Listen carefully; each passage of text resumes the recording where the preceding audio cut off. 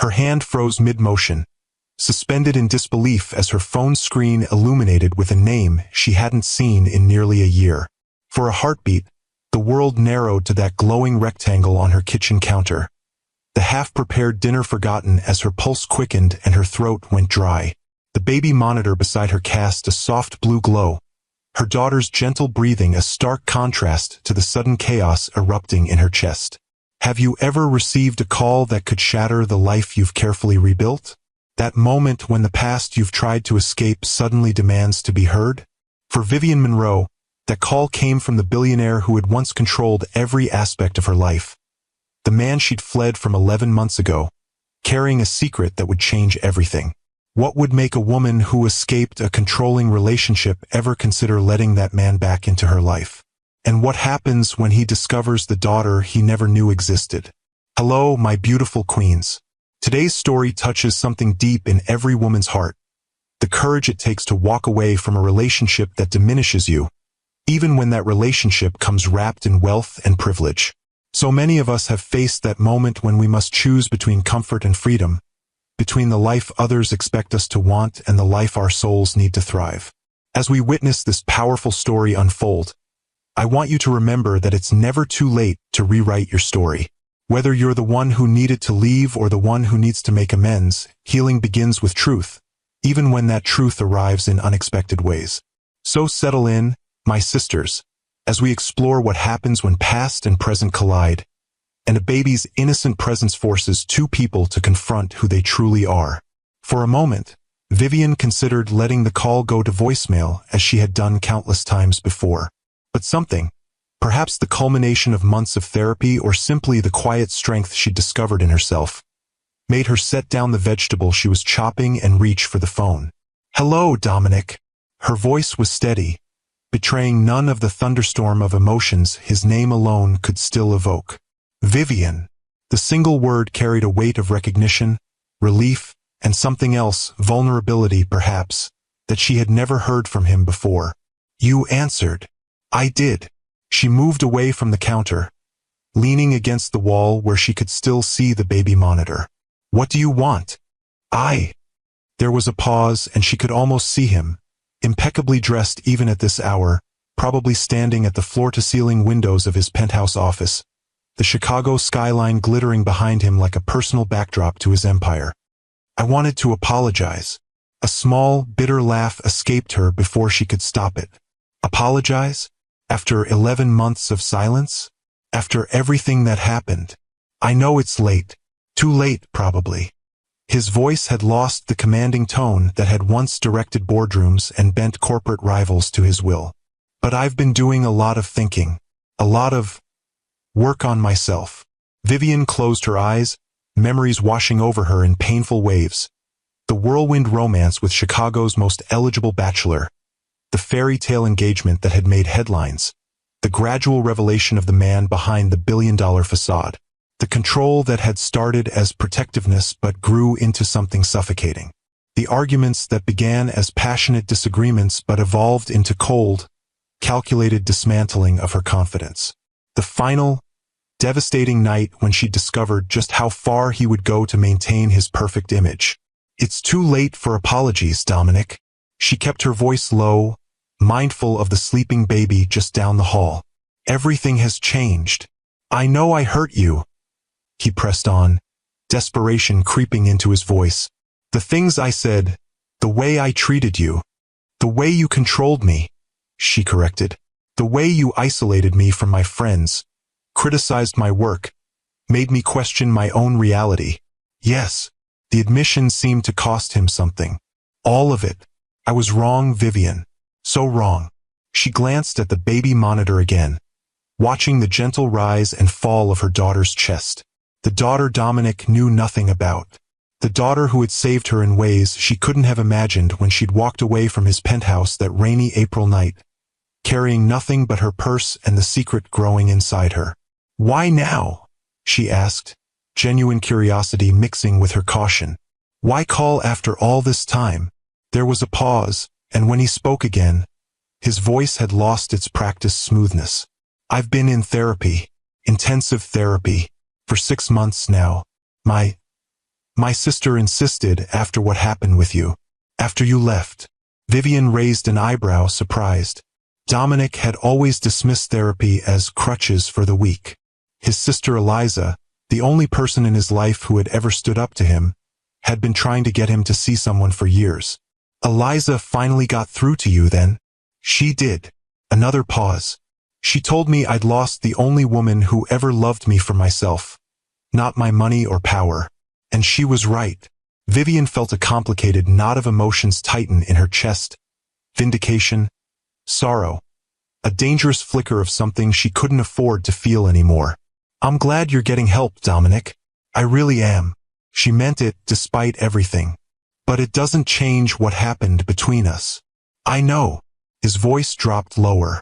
I don't expect you to forgive me. I needed you to know that I understand now. What I did. Who I was. And I'm trying to be better. The baby monitor lit up as her daughter stirred, making a small sound before settling again. Vivian's heart clenched. I have to go, she said abruptly. Vivian, please. Goodbye, Dominic. She ended the call before he could say anything else. Before the complicated emotions his voice stirred could weaken her resolve. For a long moment, she stood motionless in her kitchen, the half-prepared dinner forgotten. Then she moved to the window, looking out at the modest but charming view of her neighborhood. So different from the spectacular vistas of Dominic's world, but so much more real, so much more hers. If you've ever had to rebuild your life after a relationship that tried to diminish you, hit that like button right now. She had built this life from scratch after leaving him, found this garden apartment in a quiet Chicago neighborhood far from the glittering downtown towers, secured a position at a small but respected architectural firm that valued her creativity rather than just her connections. Created a home where she and her daughter could thrive without the suffocating weight of expectations and control.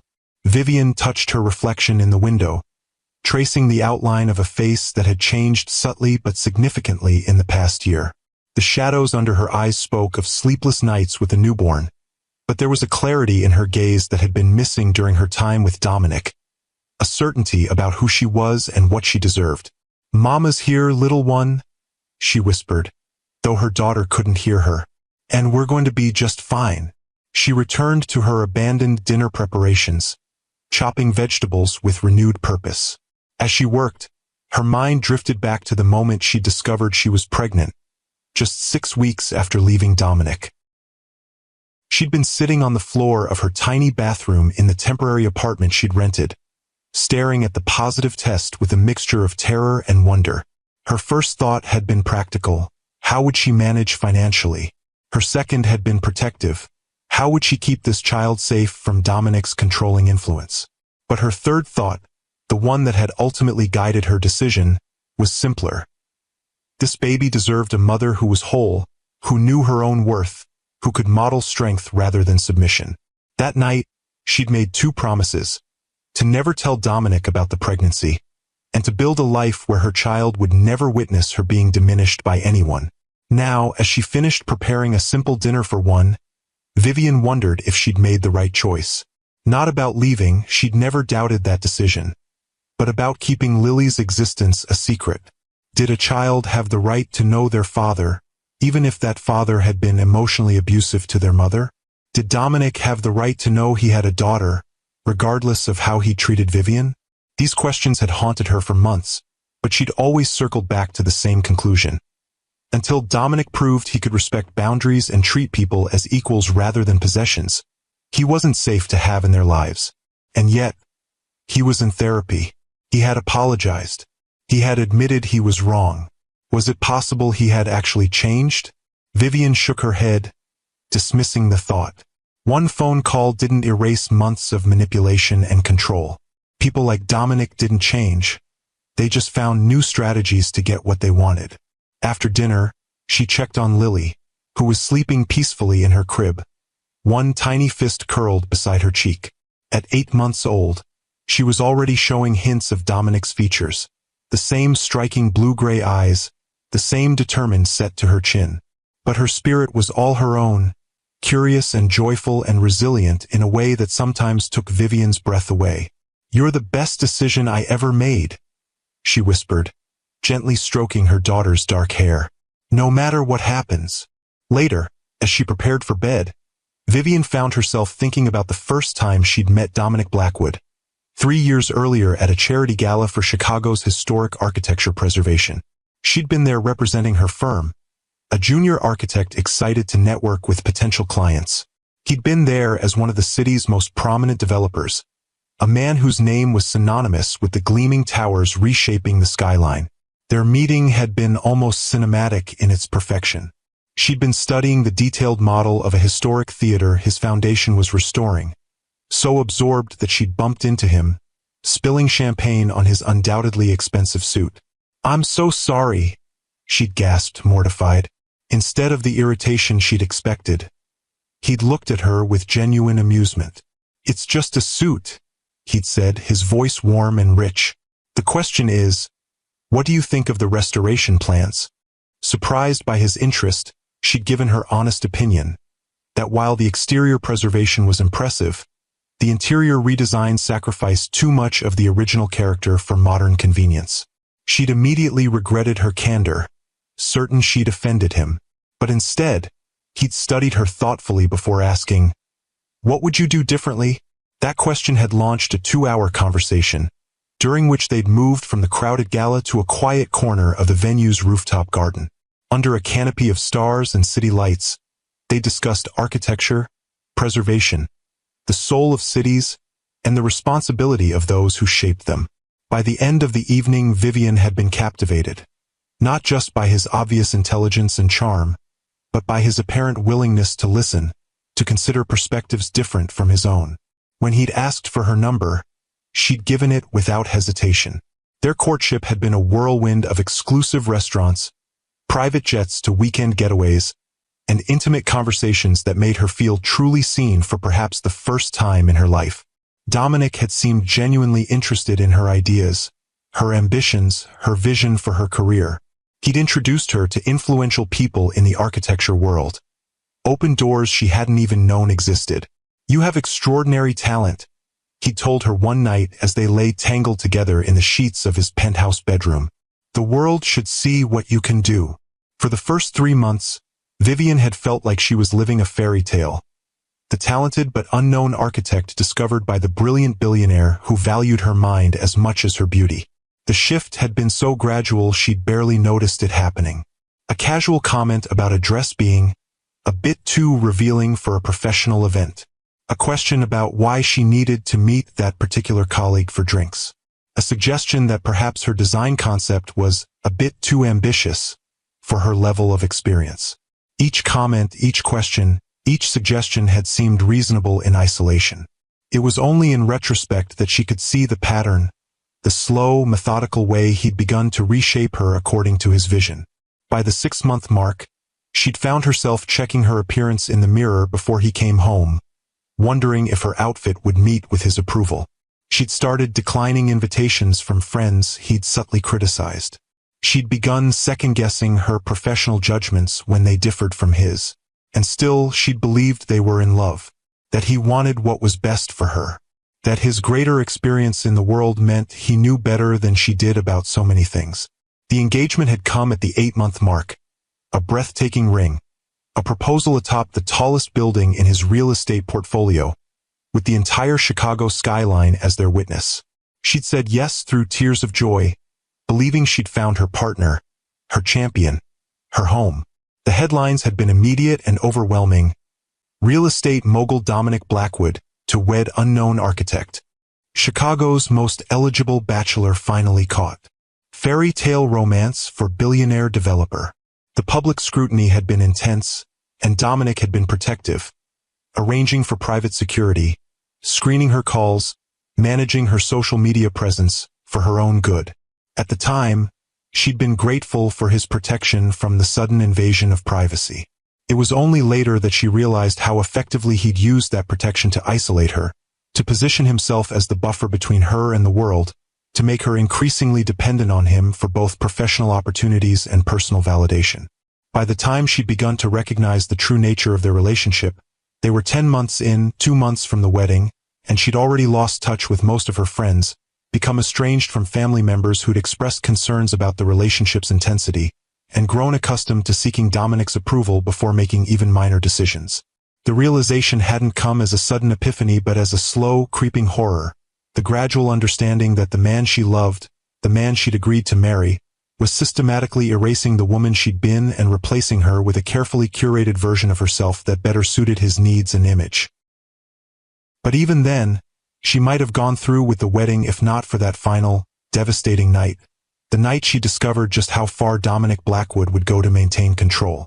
3 days after Dominic's unexpected call, Vivian was gathering her things to leave work when her phone buzzed with a text from her neighbor, Mrs. Abernathy. "There's a man in a very expensive suit sitting in a car outside your building. Been there for almost an hour. Should I be concerned?" Vivian's stomach dropped. She knew instantly who it was. Dominic had always been persistent when he wanted something. It was how he'd built his real estate empire from nothing, how he'd pursued her despite her initial reluctance, how he tried to shape her into his vision of the perfect partner. "I'll handle it, Mrs. A. Thank you for letting me know."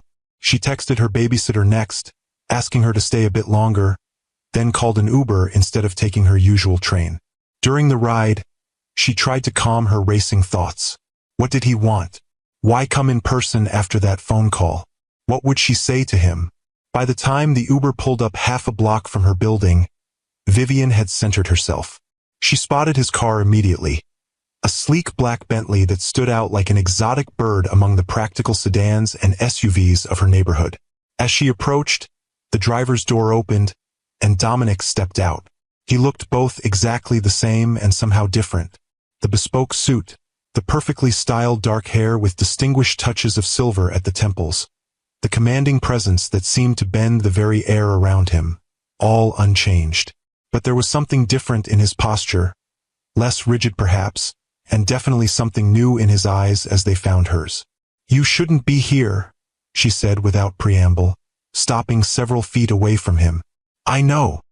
He made no move to come closer, respecting the distance she'd established.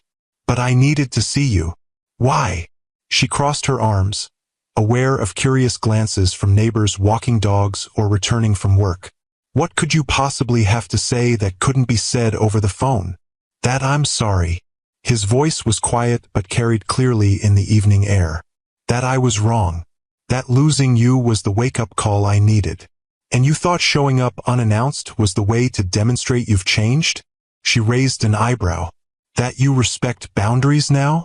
He flinched slightly, acknowledging the hit. "I didn't think it through. Old habits." "Exactly," she sighed, glancing toward her building. Mrs. Abernathy was not so subtly watching from her first-floor window. "Look, you can't just appear in my life again, Dominic. I've moved on. I've built something new. I can see that." His eyes followed her gaze to the modest but well-maintained brownstone. "It suits you, more than my place ever did." The admission surprised her. The Dominic she'd known would never have acknowledged that anything could be better than what he provided. "Why are you really here?" she asked, softening her tone slightly. He ran a hand through his hair, a gesture of uncertainty she'd rarely seen from him. "I've been doing this intensive therapy program. Part of it is making amends, really facing the people I've hurt." He met her eyes directly. "You're at the top of that list, Vivian." She studied him, looking for the manipulation, the calculated charm that had once swept her off her feet. But all she saw was a man struggling with genuine remorse, and perhaps something else, something that looked almost like hope. "5 minutes," she said finally. "You can come up for 5 minutes. Say what you need to say, and then you need to leave." Relief washed over his features. "Thank you. If you believe in standing your ground even when facing someone who once held all the power, subscribe to Timeless Love Tales with Mr. Harrison for more stories of women reclaiming their strength." As they walked toward her building, Vivian sent a quick text to her babysitter. "Unexpected visitor. Please take Lily to your apartment until I text again." By the time they reached her door, Vivian's heart was pounding. No one from her old life with Dominic had ever seen her new home, her new reality. The worlds had remained separate, like parallel universes that never touched. Until now. It's not what you're used to, she said as she unlocked the door, suddenly self-conscious despite herself. I'm not here to judge your home, Vivian. She led him into the living room, a warm, inviting space filled with second-hand furniture she'd lovingly restored, colorful textiles, and architectural sketches framed on the walls. Evidence of her daughter was everywhere. A soft blanket draped over the couch, a tiny pair of shoes by the door, a collection of board books stacked on the coffee table. Dominic took it all in, his expression unreadable. You've made a beautiful home. Thank you. She remained standing, making it clear this wasn't a social visit. You said you wanted to make amends. He nodded, seeming to gather his thoughts. What I did to you was unforgivable. The control, the criticism, the gaslighting. I see it all now. I told myself I was protecting you, supporting you, but I was really just trying to make you into someone who wouldn't threaten me. Threaten you? She hadn't expected this level of self-awareness. Your independence. Your brilliance. He gestured to the architectural sketches. You are extraordinary, Vivian, and instead of celebrating that, I tried to dim it because it made me feel insecure. She blinked, surprised by his candor. You never seemed insecure about anything. A sad smile crossed his face. That was the biggest lie of all. The one I told myself. He took a deep breath. I don't expect forgiveness. I don't even expect you to believe I've changed. But I needed you to know that I understand what I did, and I'm truly sorry for the pain I caused you. Vivian felt something shift inside her. Not forgiveness exactly, but perhaps the beginning of a kind of peace. Thank you for saying that. It matters. He nodded, glancing around the room again. You seem happy here. You've built a good life. I have. She followed his gaze as it landed on a framed photo of her holding Lily. Their faces turned away from the camera as they looked out over Lake Michigan. A very good life. Something in his expression changed as he registered what he was seeing, the unmistakable silhouette of a mother and infant. You have a child? Before Vivian could respond, a sound came from down the hall, the babysitter's voice, followed by a baby's happy gurgle. Viv? Sorry to interrupt, but Lily needs you. She won't take the bottle from me. Dominic's head snapped toward the sound, his eyes widening as the babysitter appeared in the doorway, holding a squirming 8-month-old with a shock of dark hair and striking blue-gray eyes identical to his own. Time seemed to stop as Dominic stared at the baby, comprehension dawning across his face in waves. The timing, the familiar features, the reason Vivian had disappeared so completely. Is she? His voice failed him. Vivian moved to take her daughter, who immediately calmed in her arms. Yes, she said simply. This is Lily, my daughter. Our daughter, he whispered, the words barely audible. The babysitter, sensing the tension, quietly excused herself, promising to return tomorrow at the usual time. For a long moment after the door closed, neither Vivian nor Dominic spoke. Lily babbled happily in her mother's arms, oblivious to the emotional earthquake shaking the foundations of the adult's world. Why didn't you tell me? He finally asked, his voice rough with emotion. Vivian held her daughter closer. You know why. And he did. The last night they were together, the night she discovered he'd been monitoring her calls, had hired someone to follow her when she met with friends he didn't approve of, had been systematically isolating her from anyone who might negatively influence her. The night she'd confronted him and he'd coldly informed her that once they were married, he expected her to give up her hobby of architecture and focus on being the perfect wife and hostess his position demanded. It had started with a misdirected text message. Vivian had been working late at the office, finalizing designs for a community center project she'd been passionate about, when her phone had chimed with a message from an unknown number. Subject followed target to Meridian Coffee on Michigan Avenue meeting with R. Wilson again. Photos attached as requested. Before she could process what she was reading, 3 photos had appeared. Images of herself, leaving her office building, walking to a nearby coffee shop, and sitting across from Rachel Wilson, her former college roommate and closest friend, whom Dominic had repeatedly suggested was unstable and jealous of their relationship. Confused and increasingly alarmed, Vivian had called the number. A man had answered, immediately professional, Sentinel Security. Who requested surveillance on Vivian Monroe? She'd asked, her voice shaking. There had been a pause. Then, I'm sorry, ma'am, but I can't discuss client matters. I am Vivian Monroe, she'd said, and I think you just sent me photos of myself by mistake. Another pause, longer this time. I need to speak with my supervisor. Please hold. But Vivian had already hung up, her mind racing. She'd gone straight to Dominic's penthouse, using her key to let herself in. He'd been in his home office on a conference call, but had ended it immediately when he saw her expression. What's wrong? He'd asked, rising from his desk. Without a word, she'd shown him the text and photos. She'd expected denial, perhaps, or at least surprise.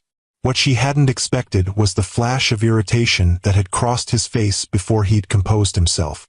It's not what you think, he'd said, his voice calm and reasonable. There have been threats against some of my projects. I hired security for both of us. Then why was I being followed to a coffee shop with Rachel?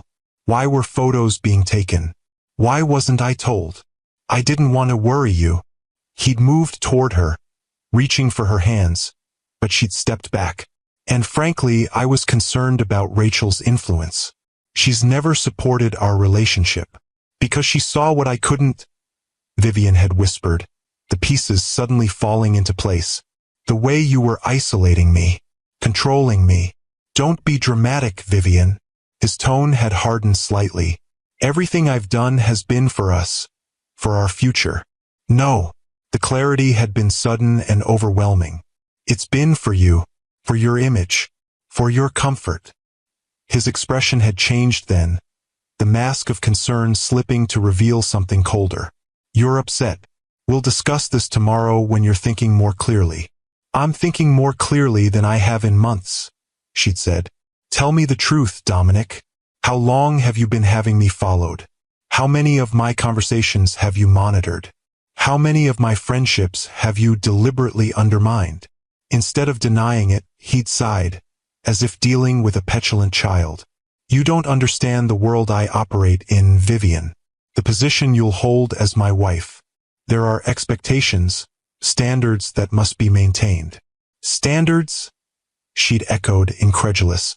Yes, and part of that means leaving certain distractions behind. He gestured dismissively. Your little architectural projects. These friends who don't understand our world. Once we're married, you'll have new responsibilities, new priorities. You mean your responsibilities. Your priorities. Our priorities, he'd corrected. His voice taking on the patronizing tone she'd come to dread. You knew who I was when you accepted my proposal. Did you really think nothing would change? I thought we were partners, she'd said, her voice breaking. I thought you loved me for who I am. I do love you, he'd insisted, reaching for her again. I'm trying to help you become the best version of yourself. She'd backed away, suddenly seeing with perfect clarity the future that awaited her if she stayed. A life of increasing isolation, of diminishing autonomy, of slowly disappearing into Dominic's shadow until there was nothing left of the woman she'd been. No, she'd said, removing her engagement ring and placing it on his desk. You're trying to turn me into the best version of what you want. And I can't do it anymore. She'd left that night, in the pouring rain, taking nothing but her purse and the clothes on her back. She'd gone to a hotel, paid cash, and spent the night alternating between tears and a strange, liberating sense of relief.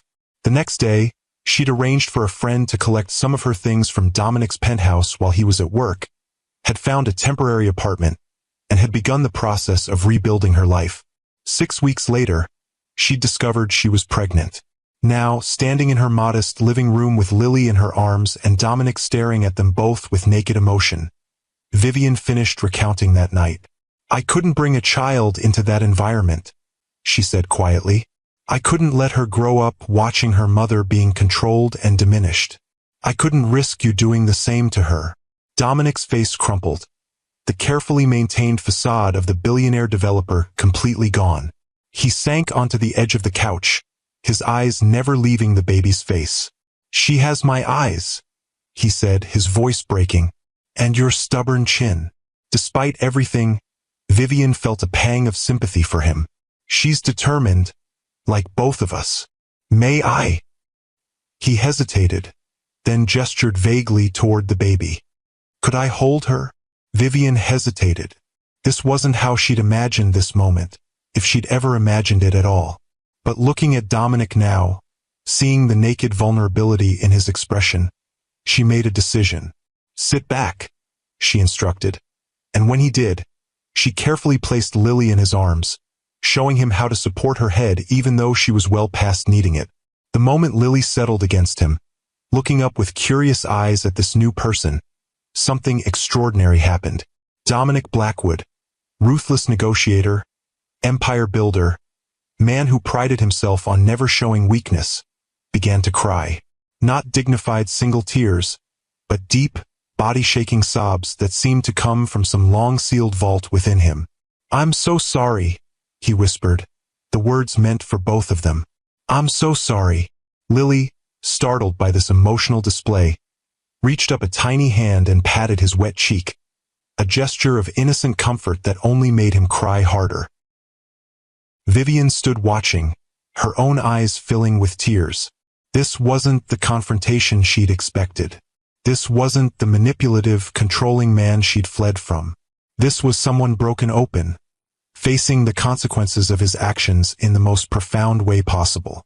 "I didn't know," he said when he could finally speak again, looking up at Vivian with red-rimmed eyes. "I would have." "What?" she interrupted gently. "What would you have done, Dominic? The man you were then." He looked down at Lily, who had settled contentedly against his chest, and shook his head. "I don't know. Nothing right, probably." He touched Lily's dark hair with trembling fingers. "But I want to do right now, if you'll let me." Vivian sat down in the chair across from him, suddenly exhausted. "What does that mean to you? Doing right?" "I don't know exactly," he admitted. "I've never been a father. Never thought I would be." He looked at her directly. "But I want to try. Not to control or to take over, but to be present. To support you both, however you'll allow me to." "It's not that simple," she said. "You can't just walk in and claim fatherhood after everything that happened." "I know." He nodded, still cradling Lily with surprising gentleness. "I know I have to earn your trust. I know that might take years if it happens at all. But she's my daughter too, Vivian. And I want to be in her life if you'll let me." Vivian watched as Lily grabbed Dominic's finger, her tiny hand wrapping around it with the instinctive grip of infancy. The sight stirred complicated emotions: protectiveness, uncertainty, and a reluctant acknowledgement that regardless of their past, this man was her daughter's father. "I need time to think," she said finally. "This isn't a decision I can make tonight." "Of course." He nodded, understanding in his eyes. "Take all the time you need." They sat in silence for a few moments, the only sound Lily's occasional happy gurgle as she explored Dominic's watch with curious fingers. "She's extraordinary," he said softly, watching their daughter with wonder. "Just like her mother." The compliment, delivered without his former calculating charm, caught Vivian off guard. "Thank you. I mean it."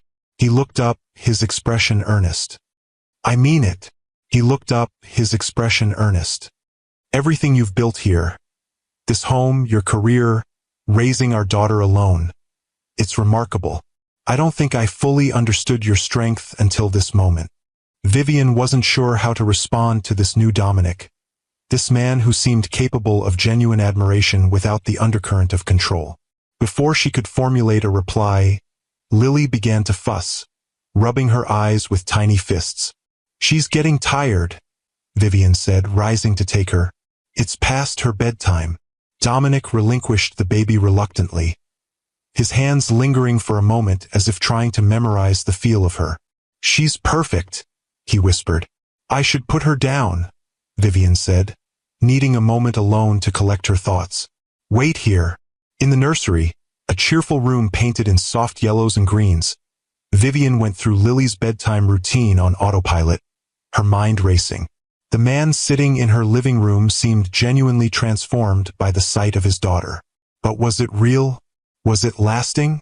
Or would the controlling, manipulative Dominic resurface once the shock wore off? As she laid Lily in her crib, singing softly until the baby's eyes fluttered closed, Vivian found herself at a crossroads. She could ask Dominic to leave and take time to process everything that had happened. She could consult with a lawyer about establishing formal custody arrangements. She could even, theoretically, try to keep him out of Lily's life entirely, though she suspected he would fight that decision with all the considerable resources at his disposal. Or she could take a leap of faith, a cautious one with clear boundaries, and see if the man who had just held his daughter with such tenderness was truly different from the man she'd fled 11 months ago. When she returned to the living room, Dominic was standing by the window, looking out at the quiet street. He turned when he heard her, his expression still raw with emotion. "She's asleep," Vivian said, keeping her voice low. He nodded. "Thank you for letting me meet her, for letting me hold her. I know you didn't have to do that." "No, I didn't." She crossed her arms, studying him. "But she deserves to know her father. And this is a very big if, Dominic, if you can prove that you've really changed." Hope flickered across his face. "What would that look like to you? Proving I've changed?" It was a fair question, one Vivian had been asking herself since his unexpected appearance. Respect for boundaries, for starters. No more showing up unannounced. No investigating me or my friends. No trying to control how I raise Lily or live my life. "Agreed," he said immediately. "Completely agreed. And I need to see consistency. Not just words or grand gestures, but sustained effort over time." "I understand." He took a deep breath. "Would you consider allowing me to see her occasionally? To start building a relationship with her? Under whatever conditions make you comfortable." Vivian considered this. Part of her wanted to delay, to take weeks to think through all the implications. But another part recognized that Lily was growing and changing every day. If Dominic was genuinely committed to being a father, perhaps it wasn't fair to either of them to postpone that connection unnecessarily. "We could start with short visits," she said cautiously. "Here where she feels secure. Once a week, maybe." Relief washed over his features. "Thank you. That's more than I had any right to expect. And I want to talk to your therapist," she added. "Not about the details of your sessions, but to confirm that you're genuinely doing the work." He nodded without hesitation. "I'll have Dr. Winters call you tomorrow, with your permission." "Good." She moved toward the door, signaling that their time was up. "And Dominic? If at any point I feel that your presence is harmful to Lily or to me, this arrangement ends." Immediately. "I understand." He stood, gathering his coat. "I won't let either of you down again." As he reached the door, he paused, turning back to her with an expression of such naked vulnerability that it momentarily took her breath away. "I know I have no right to ask this, but could I have a photo of her? Just to have with me?" The request was so simple, so human, that Vivian found herself nodding. She took out her phone, scrolled through her gallery, and selected a recent picture of Lily laughing in her high chair, sunlight catching the auburn highlights in her dark hair. "I'll text it to you," she said, sending the image to his number. "Thank you." His voice was thick with emotion as his phone chimed with the incoming message. He glanced at the screen, a smile breaking through his tears. "She's beautiful. Like you." The compliment hung in the air between them, neither fully accepted nor rejected. Then Dominic straightened his shoulders, composing himself. "I'll wait for your call about when I can visit. On your terms, Vivian. Always on your terms from now on." After he left, Vivian leaned against the closed door, emotions washing over her in waves. Anger at the man who had tried to control her. Fear about what his reappearance might mean for the life she'd built. Confusion about the apparent sincerity of his transformation. And beneath it all, a tiny, dangerous flicker of something she wasn't ready to name. Something that remembered the man she'd fallen in love with, before the control and manipulation had poisoned everything. If you believe that true change is possible even after terrible mistakes, share this video with someone who needs to hear this message of hope and accountability. The next morning, Vivian received a call from Dr. Catherine Winters, Dominic's therapist. The conversation was brief but illuminating. Without violating confidentiality, Dr. Winters confirmed that Dominic had been in intensive therapy for 6 months, was doing profound work on understanding the roots of his controlling behavior, and was genuinely committed to transformation. "I can't promise you he'll never struggle again," Dr. Winters said candidly. "Patterns established over a lifetime don't disappear overnight. But I can tell you that in my 20 years of practice, I've rarely seen someone confront their demons with such determination." "What changed?" Vivian couldn't help asking. "He was so resistant to therapy before." There was a pause on the line. "I can't share specifics, but I will say that sometimes it takes losing something irreplaceable to recognize the cost of one's behavior. Dominic hit what we call a rock bottom after you left." After the call, Vivian sat at her kitchen table, watching Lily play with colorful blocks on her activity mat. The baby was blissfully unaware of the life-altering decisions being made around her, focused entirely on the joy of stacking one block atop another, only to knock them down with a delighted giggle. "What do you think, little one?" Vivian asked softly. "Should we give your daddy a chance to know you?" Lily looked up at the sound of her mother's voice, offering a gummy smile that melted Vivian's heart. Whatever she decided, it would be with this smile in mind. This innocent joy that deserved protection above all else. That evening, Vivian texted Dominic. "Saturday morning, 10 a.m. You can spend an hour with Lily. We'll be here." His response came immediately. "Thank you. I'll be there. Is there anything I should bring or no?" The question was so practical, so focused on Lily's needs rather than his own desires, that Vivian found herself softening slightly. She loves books with textures she can touch, and she's starting to pull herself up on furniture, so watch your coffee if you bring any. Noted. No coffee, yes to texture books. I'll see you both Saturday. The exchange was cordial, almost businesslike, but underneath ran currents of emotion neither of them was ready to address directly. Saturday arrived with a crisp autumn chill in the air. Vivian dressed Lily in a cozy sweater and leggings, trying not to overthink the significance of the day. At precisely 10 a.m., there was a gentle knock at the door. Dominic stood on the threshold, looking both nervous and determined. He carried a small gift bag but was otherwise empty-handed. No grand gestures, no extravagant presents, just a man coming to meet his daughter properly for the first time. "Good morning," he said, his voice carefully modulated. "Thank you for this." Vivian nodded, stepping back to let him in. "She's in a good mood this morning. Just had breakfast." The living room had been transformed into a play area, with soft blankets spread on the floor and toys arranged within Lily's reach. The baby sat amid her treasures, examining a colorful rattle with scholarly concentration. Dominic approached slowly, kneeling at the edge of the blanket. "Hello, Lily," he said softly. At the sound of his voice, Lily looked up, studying this new person with curious eyes. After a moment of consideration, she offered him the rattle, the highest form of baby approval. "Thank you," Dominic said seriously, accepting the gift. "That's very generous of you." Vivian watched from a slight distance, giving them space while remaining present. There was something surreal about seeing Dominic Blackwood, the man whose name graced some of Chicago's most impressive buildings, sitting cross-legged on her living room floor, completely focused on an 8-month-old's babbling conversation. "I brought you something," he told Lily, opening the gift bag. Inside was a cloth book with different textures on each page. Soft fur, crinkly foil, smooth satin.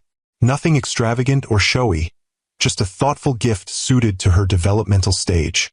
Lily immediately reached for the book, delighted by the sensory experience. Dominic guided her tiny hands over the pages, narrating with genuine enthusiasm. "That's a bunny. Feel how soft. And this is a fish with shiny scales."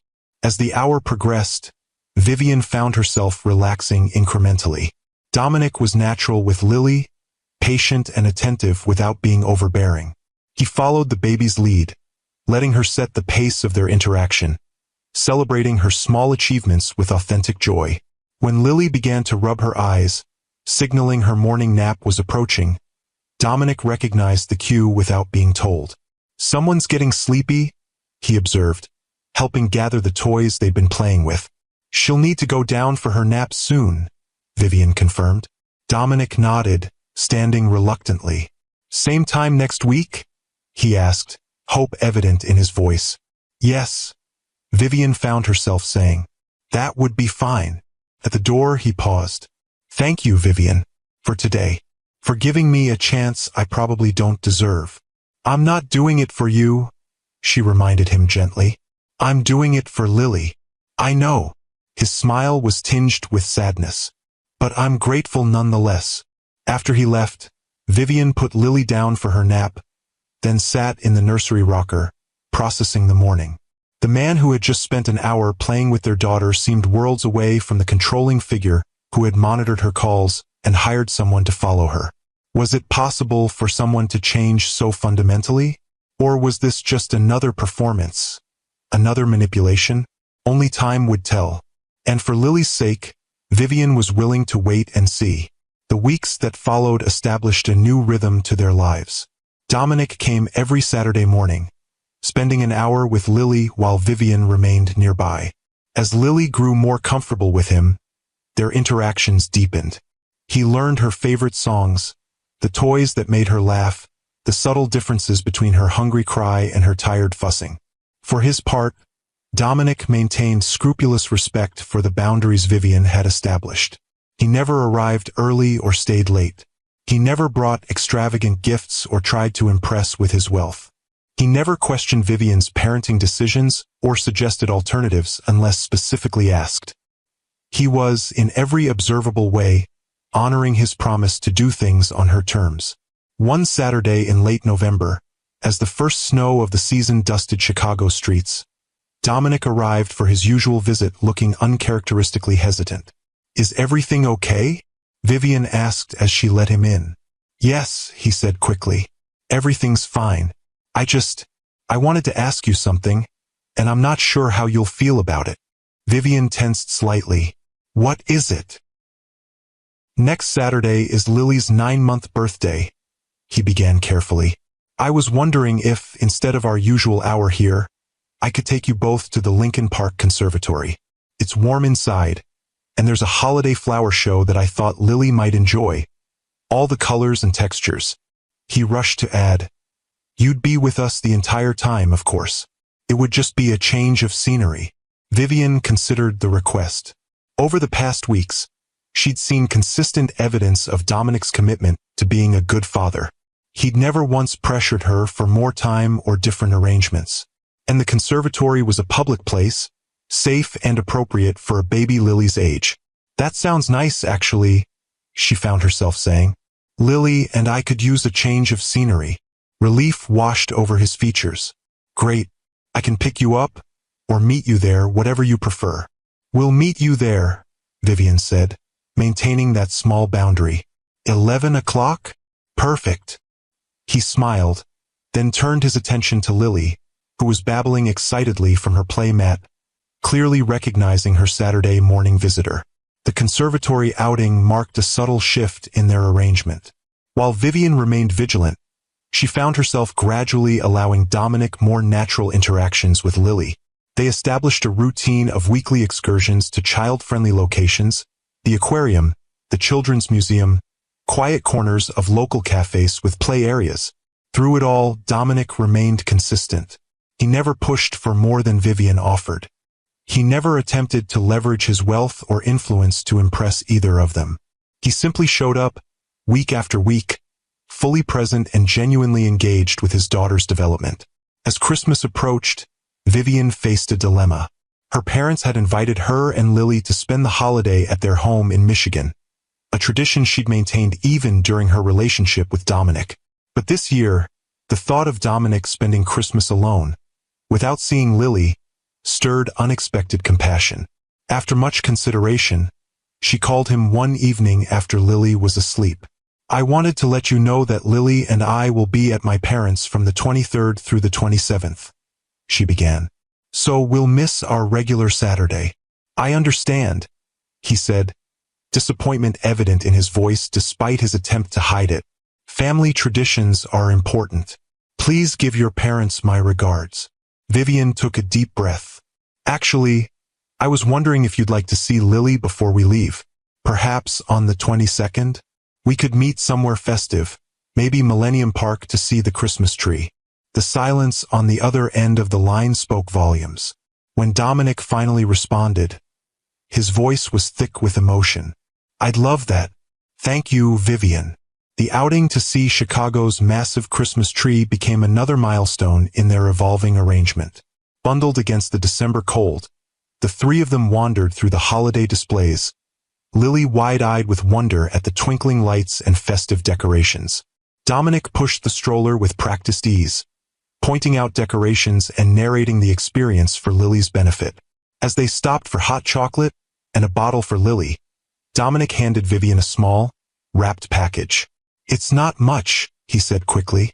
Just something small for Lily's first Christmas. I wanted her to have it before you left for Michigan. Vivian unwrapped it carefully to find a sterling silver ornament in the shape of a star, engraved with Lily's name and birth date. It was tasteful and meaningful without being ostentatious, exactly the kind of gift that showed thoughtfulness rather than an attempt to impress with extravagance. It's beautiful, she said honestly. Thank you. There's a tradition, he explained, a hint of nervousness in his voice. A star for the first Christmas, and then each year after, a different ornament that represents something significant from that year of her life. My grandmother did it for me, and I thought, well, I hoped it might be something we could continue for Lily. The suggestion of future Christmases, of ongoing traditions, hung in the air between them. It was the first time either had explicitly acknowledged that their arrangement might extend indefinitely into the future. I think she'd like that, Vivian said softly, watching as Lily reached for the shiny ornament with curious fingers. As they parted that evening, Dominic hesitated before saying goodbye. I've been meaning to tell you something, he said, his breath visible in the cold air. I'm stepping back from active management at Blackwood Development. What? Vivian was genuinely surprised. Dominic's company had been his life, his identity, the empire he'd built from the ground up. Why would you do that? I'm not leaving entirely, he clarified, just transitioning to a chairman role rather than CEO. I've promoted Eliza to take over day-to-day operations. Your sister. Vivian knew Eliza had worked in the company for years, but Dominic had always maintained tight control over every aspect of the business. He nodded. She's more than qualified. Has been for years, if I'm honest. A rueful smile crossed his face. My therapist helped me see that my need to control everything, the company, my relationships, every detail of my life, was destroying what mattered most. And you're okay with stepping back? She asked, still processing this revelation. More than okay. His gaze drifted to Lily, sleeping peacefully in her stroller. I want different things now. Time to be present. Space to continue my therapy work. The chance to be a father, if you'll allow it. He looked back at Vivian, his expression earnest. I don't want to miss any more of her life than I already have. The decision was so fundamentally contrary to the Dominic she'd known, the man whose identity had been inextricably linked to his position and power, that Vivian found herself momentarily speechless. That's a significant change, she finally managed. The most important one I've made, he agreed. But not the only one. They said their goodbyes with the promise to resume their regular visits after the holidays. As Vivian pushed Lily's stroller toward the train station, she found herself contemplating this new information. Dominic stepping back from his company was tangible evidence of transformation, perhaps the most convincing she'd seen yet. The Christmas visit to Michigan brought its own revelations. Vivian's parents, who had met Dominic only a handful of times during their relationship, were naturally curious about the father of their granddaughter suddenly being involved in her life. Are you sure about this, Vivi? Her mother asked one evening as they sat by the fire, Lily asleep upstairs. After everything he put you through? Vivian considered the question carefully. I'm not sure of anything except that Lily deserves to know her father if he's genuinely committed to being in her life. And so far, he seems to be. People like that don't change, her father said, the protective instinct of a parent who had seen his daughter hurt still evident in his voice. Maybe not usually, Vivian acknowledged, but I've seen something in him these past months that's different. He's humbler, more thoughtful. He listens in a way he never did before. Her mother studied her face. And how do you feel about him now? It was the question Vivian had been avoiding asking herself. I don't know, she admitted. I haven't let myself think about that. Right now, it's about what's best for Lily. Just be careful, her father advised. Guard your heart as carefully as you guard that precious little girl. Returning to Chicago after Christmas, Vivian found herself both anticipating and dreading the resumption of their Saturday routine. The time away had given her space to reflect on the gradual evolution of their arrangement, from strictly supervised visits in her apartment to outings around the city, from rigid boundaries to a more natural co-parenting dynamic. When Dominic arrived that first Saturday in January, he brought not only a small gift for Lily, a plush polar bear that immediately became her favorite, but also a proposal. I've been thinking, he said as they watched Lily explore her new toy. Lily's getting more active, more aware of her surroundings. My apartment isn't really suitable for a child her age. Too many breakable things, too many hard surfaces.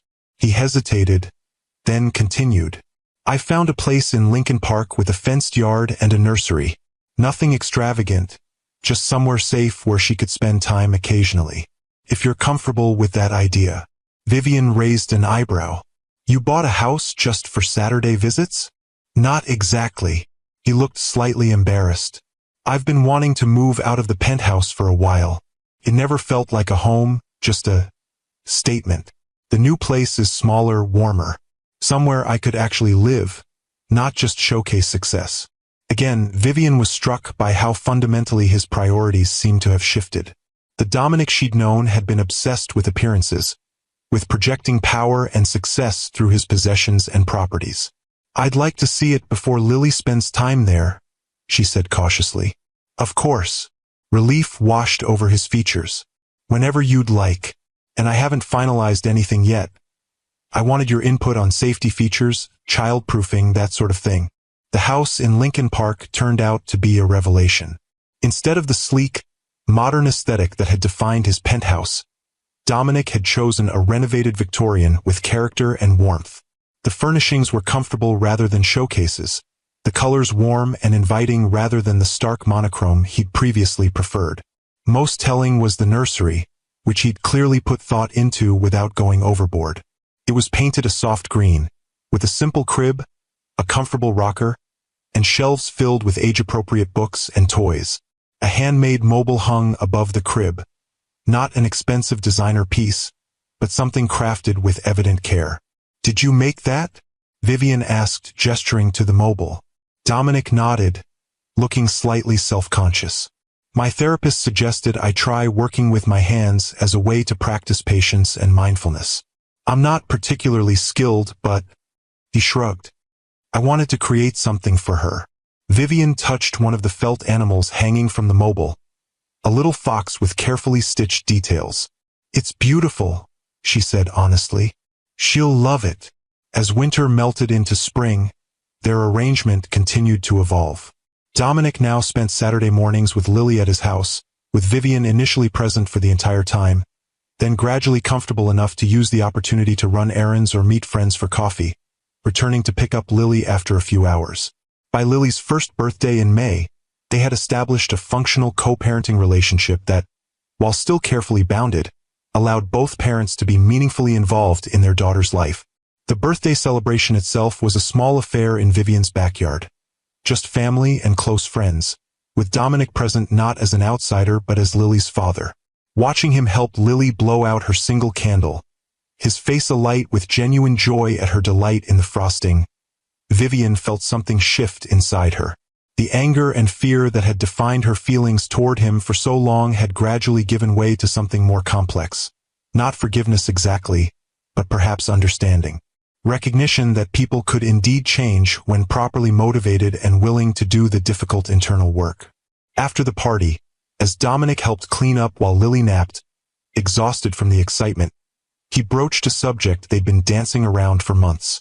"I've been thinking about formalizing our arrangement," he said carefully, rinsing a plate before placing it in the dishwasher. "Not to change anything that's working, but just to provide some legal structure. For Lily's sake." Vivian tensed slightly. "What kind of legal structure?" "Nothing complicated. Just a co-parenting agreement that outlines what we're already doing. My time with Lily, financial support, decision-making processes." He turned to face her, his expression earnest. "I want to be clear that I'm not asking for more than you're comfortable giving. I'm grateful for every moment with her, on whatever terms you set." The old Vivian might have seen this as a power play, an attempt to use the legal system to gain control. But the past year had shown her a different Dominic, one who had consistently respected her boundaries, who had put Lily's needs above his own, who had demonstrated through actions rather than words that he was committed to being a good father. "I think that's reasonable," she said after a moment's consideration. "We should both have clarity and security in our arrangement." Relief washed over his features. "Thank you. I'll have my lawyer draft something for your review. And of course, you should have your own attorney look it over." "I will." She appreciated that he'd suggested it without prompting, another small indication of his changed perspective. As he prepared to leave that evening, Dominic paused at the door. "There's something else I've been wanting to ask you," he said, an uncharacteristic nervousness in his voice. "What is it? Would you consider having dinner with me sometime? Just the two of us." He rushed to add, "Not as a date necessarily. Just a chance to talk about Lily, about our arrangement, without having to divide our attention." Vivian studied him, surprised by the request and by her own reaction to it. A year ago, the idea of spending time alone with Dominic would have filled her with dread. Now, she found herself considering it without immediate rejection. "I'll think about it," she said honestly. He nodded, accepting her non-commitment without pushing. "That's all I ask." After he left, Vivian found herself standing at the window, watching as he walked to his car, no longer the ostentatious Bentley, but a practical SUV better suited for transporting a child. The man who had once controlled every aspect of her life had transformed into someone who asked rather than demanded, who accepted boundaries rather than pushing against them, who seemed genuinely content with whatever role she allowed him in their lives. Was it possible that the connection they'd once shared, before the control and manipulation had poisoned everything, could be rebuilt in some new form? Not necessarily romantic, but perhaps a friendship based on mutual respect and their shared love for their daughter? The thought was both terrifying and strangely compelling. 2 weeks later, Vivian agreed to dinner. They met at a quiet neighborhood restaurant, not one of the exclusive establishments he'd once favored, but a warm, unpretentious place where they could talk without pretense or performance. "Thank you for coming," Dominic said as they settled at their table. "I know this isn't easy for you." "It's easier than I expected," she admitted. "A lot has changed in the past year." "Yes." His smile was tinged with sadness. "Though I wish it hadn't taken losing you to make me see what needed to change." They talked about Lily, of course, her recent achievements, her developing personality, the milestones ahead. But gradually, the conversation shifted to themselves, to the journey that had brought them to this unexpected place. "I've never properly apologized," Dominic said as they lingered over coffee. "Not for everything. Not in a way that acknowledges the full extent of what I did." "You don't have to." "I do," he interrupted gently. "Not for forgiveness. I don't expect that. But for accountability." He took a deep breath. "I controlled you. I isolated you. I tried to reshape you into someone who wouldn't threaten my fragile ego. I called it love, but it wasn't. It was possession, insecurity, fear disguised as protection."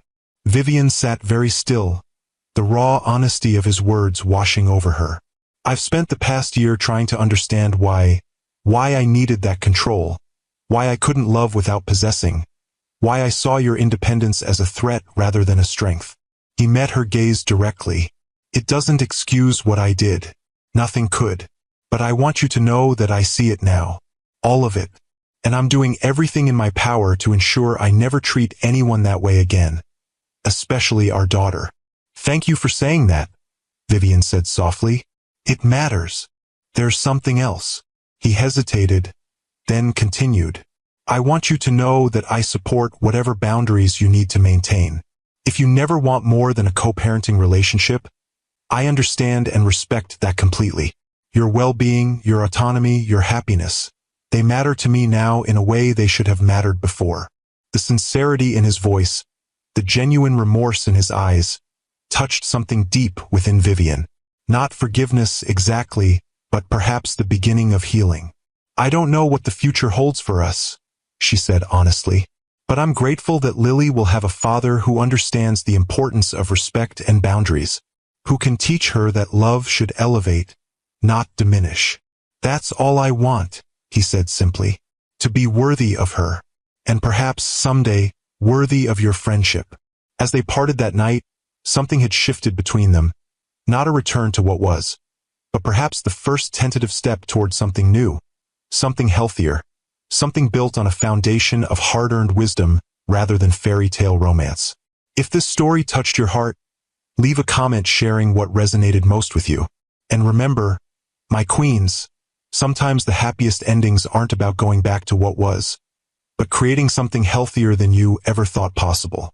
1 year later, on a bright spring morning, Vivian stood in her kitchen watching through the window as Dominic pushed Lily on the swing he'd installed in the backyard.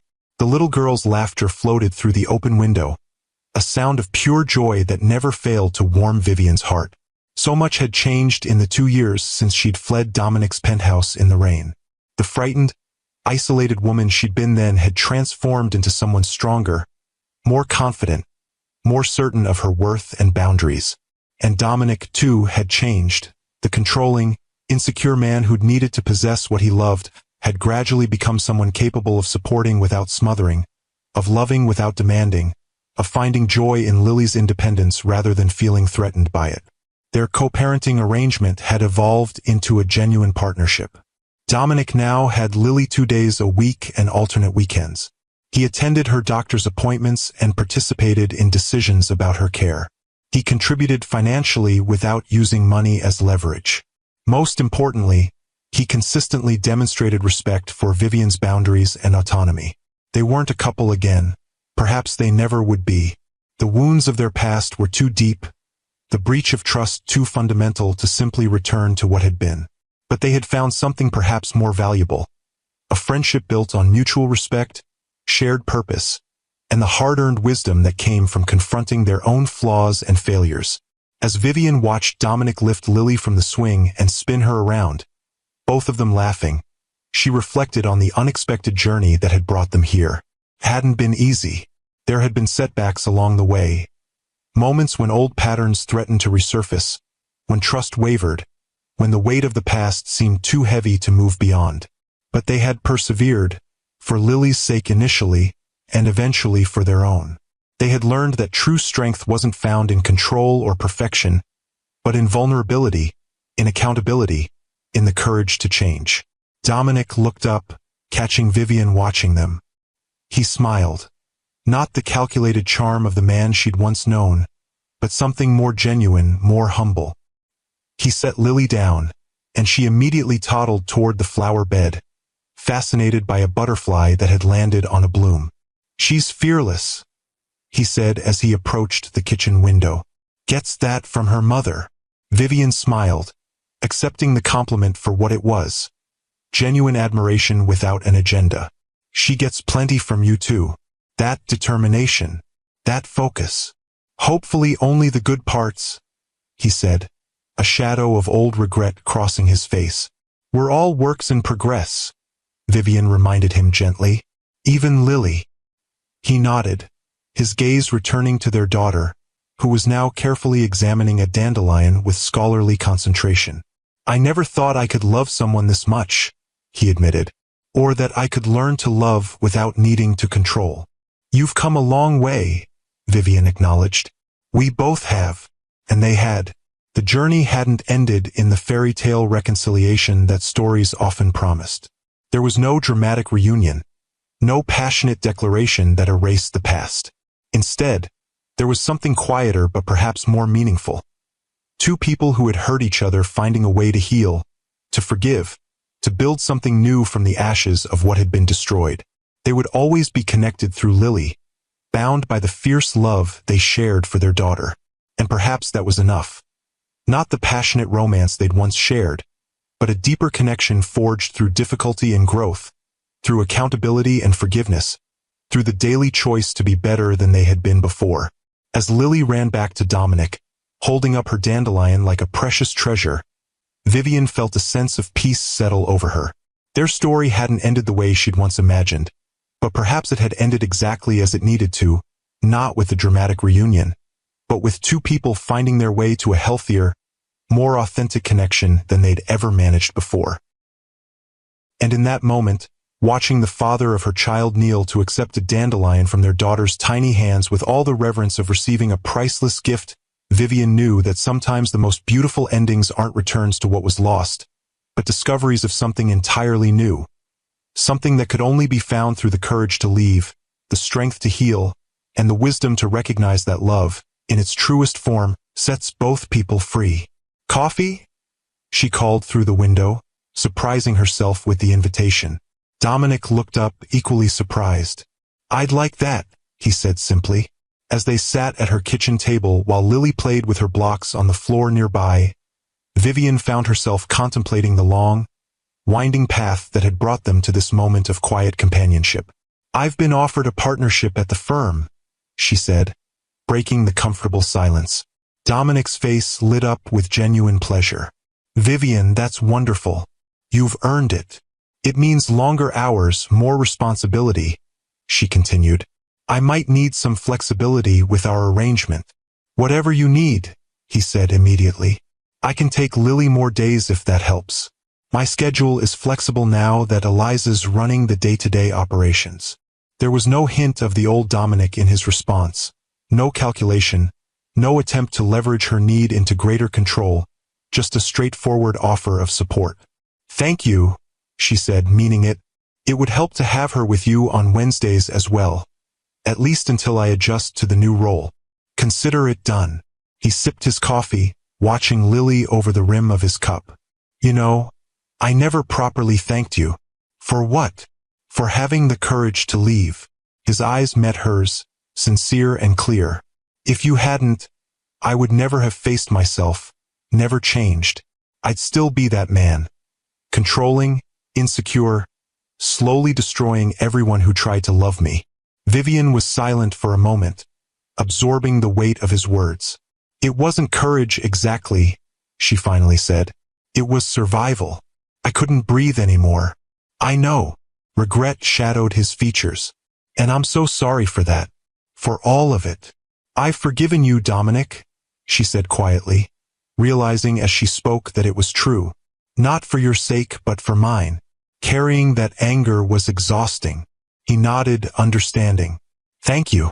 Though I don't expect it to erase what happened." "It doesn't," she agreed. "But it allows us to move forward, to be the parents Lily deserves." They fell silent again, watching their daughter as she meticulously stacked blocks, her little face a study in concentration. There was something peaceful about the moment. No tension, no unspoken agendas, just two people who had once hurt each other deeply now finding a way to exist in the same space with respect and care. "I've been thinking about the future," Dominic said after a while. "About what I want my life to look like beyond being Lily's father and chairman of the company." "And what have you concluded?" Vivian asked, genuinely curious. "That I want to use what I've learned, about myself, about power, about control, to help others." He looked slightly self-conscious. "I've been working with a nonprofit that helps men recognize and address abusive patterns in their relationships. Sharing my story, mentoring those who want to change." Vivian was surprised but impressed. "That's meaningful work."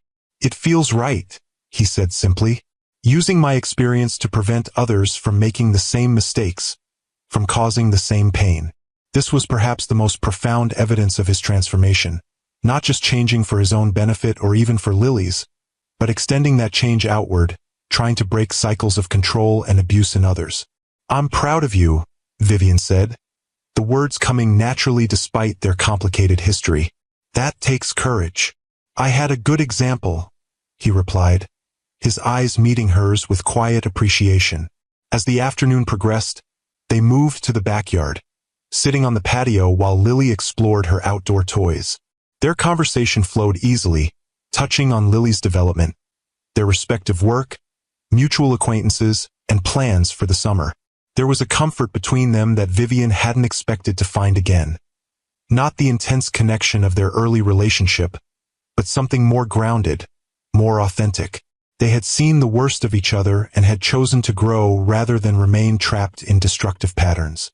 When it was time for Dominic to leave, he helped clean up Lily's toys and gathered her things with practiced efficiency.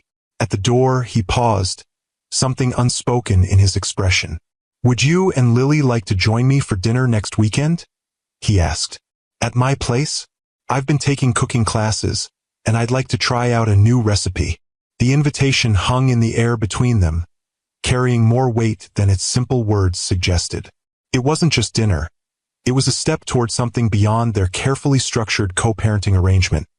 Not necessarily romance, but perhaps a new kind of friendship, one built on the solid foundation of who they had become rather than who they had been. Vivian considered for a moment, searching her feelings. There was no fear there, no anxiety about hidden agendas or manipulation. Just a quiet curiosity about this man who had once been the center of her world, who had then become her greatest fear, and who now stood before her as someone entirely new. "I'd like that," she said finally. "We both would." The smile that lit his face was genuine, touched with surprise and gratitude. "Saturday at 6? "Saturday at 6, she confirmed. After he and Lily left, their daughter chattering happily about spending the night at Daddy's house, Vivian found herself standing at the window again, watching them walk to his car. There was an ease between father and daughter that warmed her heart, a natural bond that had grown steadily over the past year. Her phone chimed with a text from her friend Rachel. "Still on for brunch tomorrow?" "Absolutely," Vivian replied. "I have news about the partnership. Can't wait to hear. And how are things with the co-parenting situation?" Vivian paused, considering how to answer. "Evolving," she finally typed. "In ways I never expected." "Good evolving or complicated evolving?" came the immediate response. "Both, I think," Vivian admitted. "We've been invited to dinner at his place next weekend." Three dots appeared as Rachel composed her reply. Then, "Are you ready for that?" It was the question Vivian had been asking herself since accepting the invitation. Was she ready to explore whatever this new dynamic with Dominic might become? Was she opening herself to potential hurt again? Or was she simply acknowledging the reality that people could change, that forgiveness was possible, that new beginnings sometimes emerged from painful endings? "I think I am," she replied honestly. "Not for what was, but for what might be. Something healthier, something real." "I support whatever makes you happy," Rachel wrote back. "Just remember how far you've come. Don't settle for less than you deserve." "Never again," Vivian promised, both to Rachel and to herself. That night, after finishing some work for her upcoming partnership role, Vivian found herself looking through old photos on her phone. She had deleted most images from her time with Dominic after leaving him, but a few remained, moments that had seemed perfect at the time, before she recognized the subtle control beneath the surface. There they were at the charity gala where they'd first met, Vivian radiant in a blue gown, Dominic handsome and commanding in his tuxedo. On a yacht in the Mediterranean during a vacation that had seemed magical until he'd criticized her for speaking too openly with another guest. At their engagement party, her smile not quite reaching her eyes as he kept a possessive arm around her waist. She swiped further and found more recent photos. Lily's first birthday, with Dominic helping her blow out the candle. A day at the Lincoln Park Zoo, Dominic carrying Lily on his shoulders, his expression one of pure joy. Christmas morning at Vivian's apartment, where he'd been invited to watch Lily open presents. Sitting on the floor surrounded by wrapping paper, all pretense of sophistication abandoned. The contrast was striking. In the earlier photos, despite the glamour and apparent perfection, there had been a tension, a performance quality to their happiness.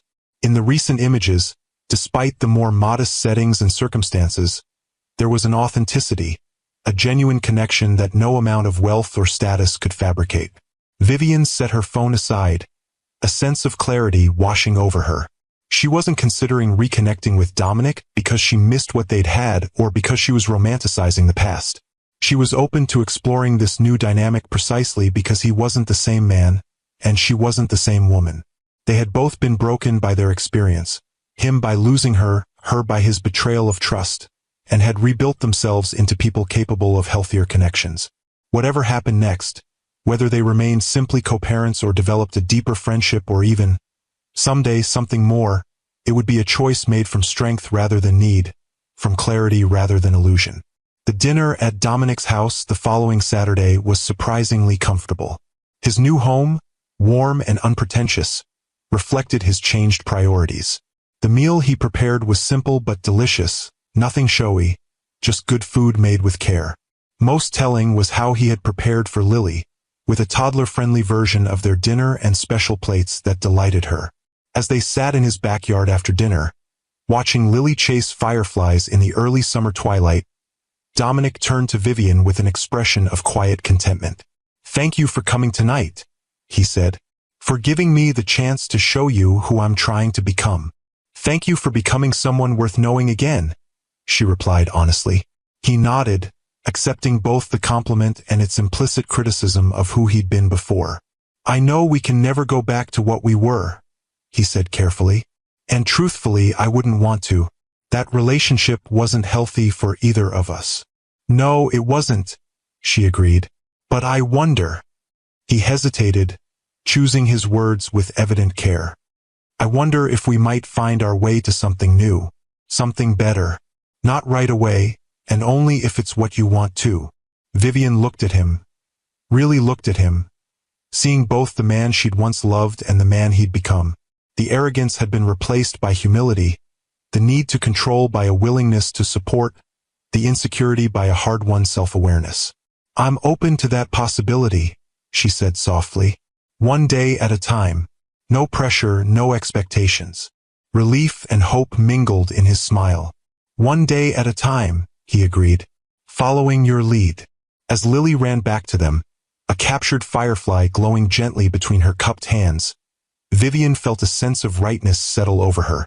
This wasn't the ending she'd imagined when she'd fled Dominic's penthouse in the rain 2 years ago, carrying nothing but her purse and the secret of their unborn child. It wasn't the happily ever after of fairy tales, where past hurts are magically erased by grand gestures and passionate declarations. It was something more complex, more authentic, more hard-won. Two imperfect people who had hurt each other deeply, finding their way toward healing, not just for their daughter's sake, but for their own. Two people who had seen the worst in each other and had chosen to become better rather than bitter. Two people discovering that sometimes, the most profound connections aren't found in perfect beginnings, but in the courage to face painful truths and the commitment to genuine transformation. As they helped Lily release her firefly back into the gathering darkness, their hands briefly touched, a simple, human connection without demand or expectation. And in that touch was the promise of possibility, of a future not defined by their past mistakes but by who they were choosing to become, day by day, choice by choice. It wasn't a fairy tale ending. It was something better, a real one. In the months that followed, Vivian and Dominic continued their careful dance of co-parenting and rediscovery. There were missteps along the way, moments when old patterns threatened to resurface, when trust wavered, when the weight of their history felt too heavy to bear. But each time, they found their way back to the path they were forging together, guided by their shared commitment to Lily's well-being and their own growth. By Lily's second birthday, they had established a rhythm that worked for all of them.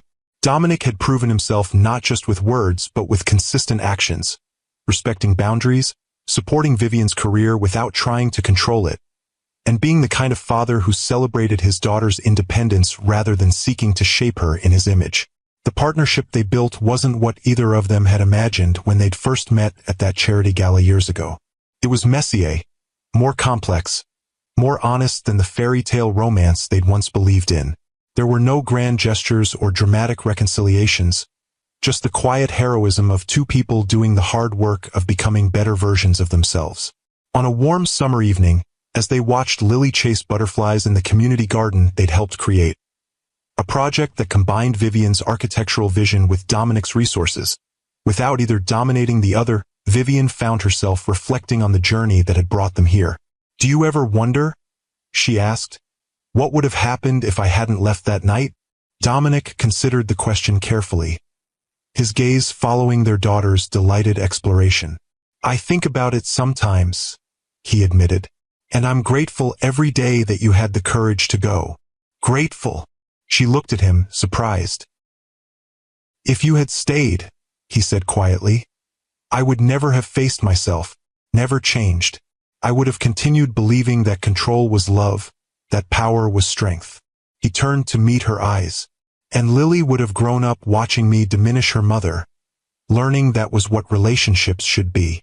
Vivian nodded, understanding. "Sometimes the bravest thing isn't staying and fighting. Sometimes it's knowing when to walk away. And sometimes," he added, "it's finding the courage to try again, differently, when you've been given a second chance you didn't deserve." As Lily ran back to them, a wildflower clutched in her small hand, Vivian accepted the offering with genuine delight. This was the life she had built. Not perfect, not without challenges, but authentic and hard one. A life where she stood in her full power, where her daughter witnessed healthy boundaries and mutual respect, where even past wounds could become the foundation for something stronger.